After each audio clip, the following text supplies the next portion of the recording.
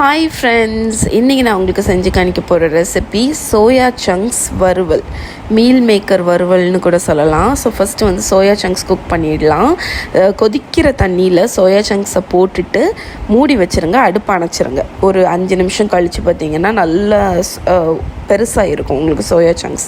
அதை நல்லா வடிகட்டிட்டு பச்சை தண்ணியில் கழுவி கொஞ்சம் கூலானதுக்கப்புறமா பிழிஞ்சு எடுத்துருங்க.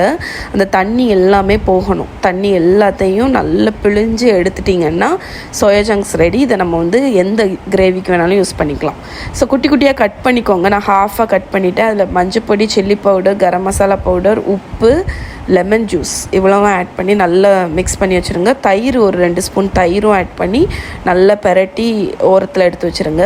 ஒரு கடாயில் ஆயில் ஆட் பண்ணிவிட்டு வெங்காயம், அதுக்கப்புறம் கருவேப்பிலை, இதை வந்து ஒரு 2 மினிட்ஸ் வந்து சாட்டே பண்ணுங்கள். இஞ்சி பூண்டு பேஸ்ட் போட்டுக்கோங்க. அதையும் ஒரு நிமிஷம் வந்து பச்சை வாடை போக சாட்டே பண்ணிவிட்டு நம்ம மிக்ஸ் பண்ணி வச்சுருக்கோம்ல அந்த சோயா சங்க்ஸ் ஆட் பண்ணி அதையும் ஒரு பெரட்டிடுங்க.